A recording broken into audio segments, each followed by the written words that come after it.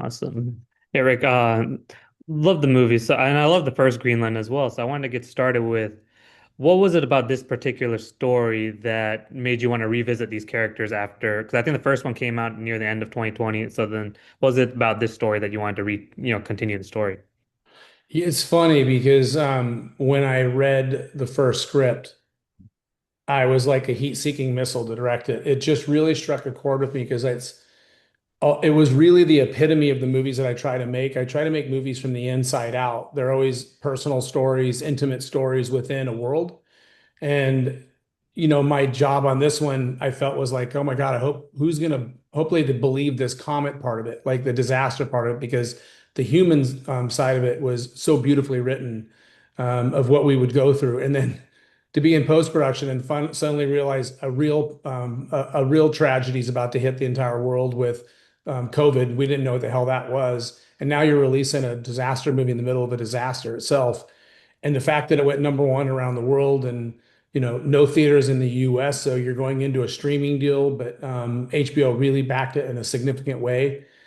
You really feel like you got the win, and it just took on legs that became endearing to a lot of people. And it's always been a story that I absolutely love.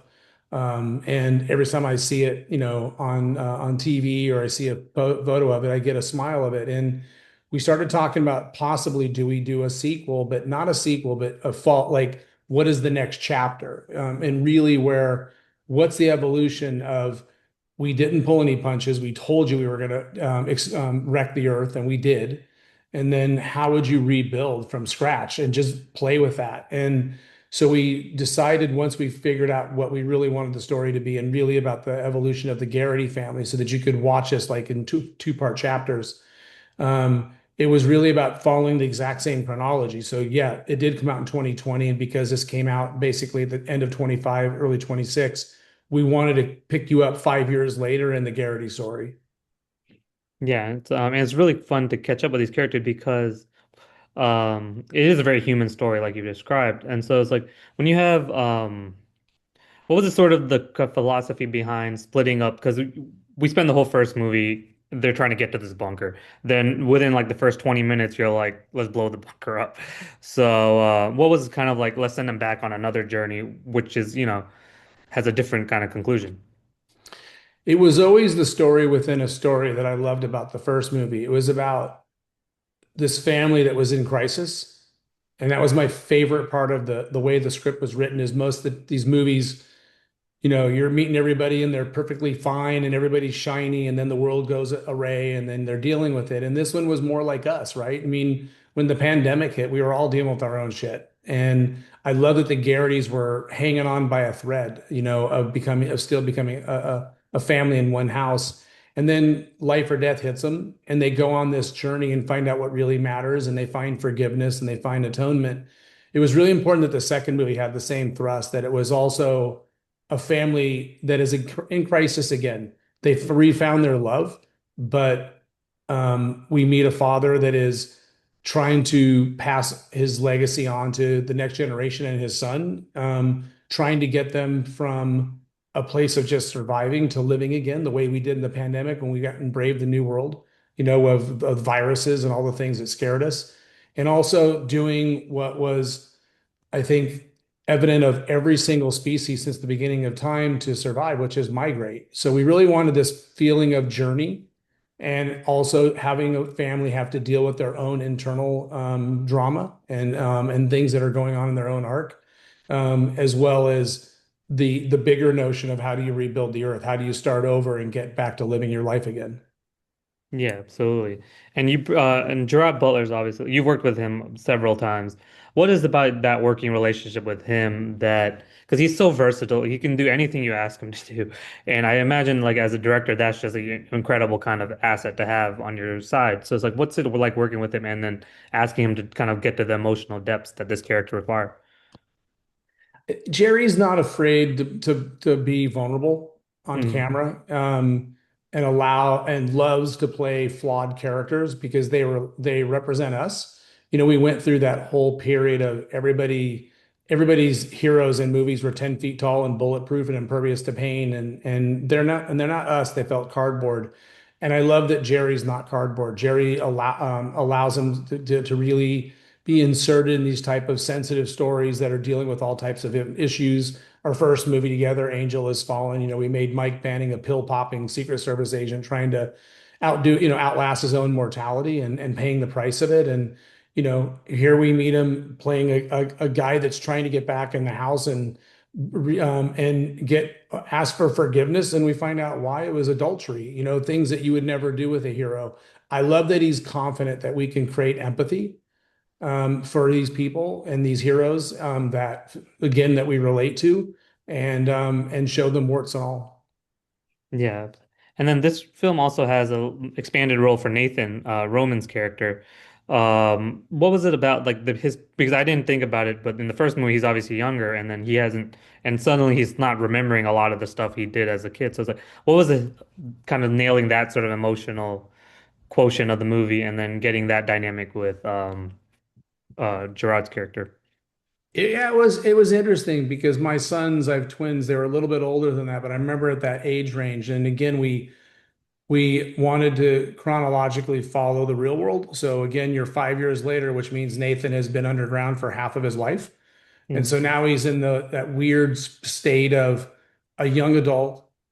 Where's my legacy? Is this the rest of my life like this? Even testing his own spirituality. I love that he was questioning all of these things that were from being a scared little boy and now to where is my place on earth and what is my future and what is ahead of me. I love just using those basic fundamentals to kind of speak to a different generation of audience viewers and also parents who are dealing with the same thing when they're trying to leave legacy for their kids, that are about to enter into the next, generation of adults. Yeah, absolutely. And then the movie has so many different kind of disaster moments, the comet strike, the tsunami, but then the most intense kind of one I found was that when they're walking across the rope. What kind of went behind that? Was that the most technically or most challenging aspect to shoot, or was there something else that you found a little more challenging? I think the two most challenging sequences were definitely the earthquake and putting hundreds of real people on a beach that is in sub-zero weather, let alone the water that is frigid, and dealing with real Mother Nature, real inclement weather. There was a lot of safety factor and a lot of things that went into that. You're talking about hundreds of people in front of camera and hundreds of people behind camera. So now you're talking about 1,000 people that you're trying to take care of and have them all go home at the end of the day being safe. There was a lot with that to achieve that type of realism where it wasn't CG, it was all done real. And then the crossing of the English Channel was the other one because you were going to have to create a virtual world that was new, right? That we're creating something that looks like this version of a version of a Grand Canyon, but it was its own thing. But I love to shoot action for real, so we literally built that to scale. Where you had the English side, the center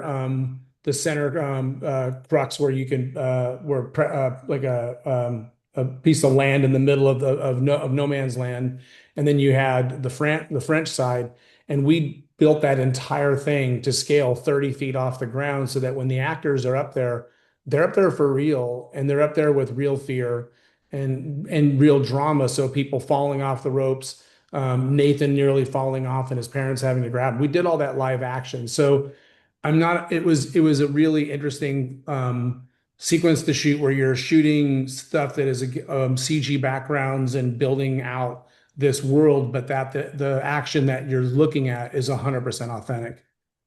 Awesome. I mean, it's an incredible sequence. I don't want to keep you too long, but I do want to ask about the ending, which is an emotional ending. And what were conversations? Did you two have conversations like, is this the right ending for John, or is like the end of this story?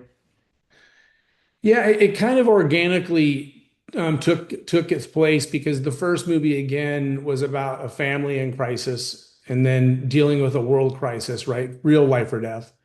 And we wanted that same thing. I mean, the Garrity's have refound their love and they're doing everything they can to be that family unit, try to rebuild, stuck underground.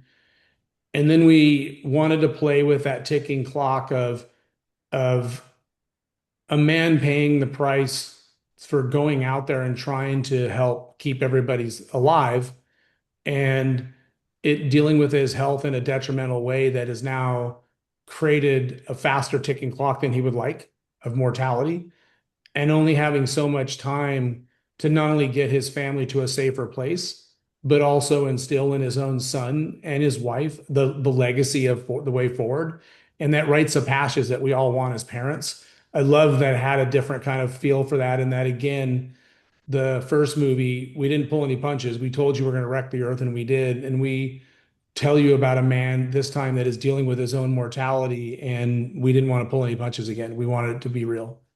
Yeah, I mean, it came out amazing, and thank you so much for your time, Rick. I really appreciate it. And you made this movie years ago, Shot Caller, which is really awesome too. But thank you so Thank much for you. I really appreciate the time, and thank you so much. I'll talk to you next time. And I can't wait for people to see the movie. Sorry. All good. Thanks, Ron. I appreciate the interview.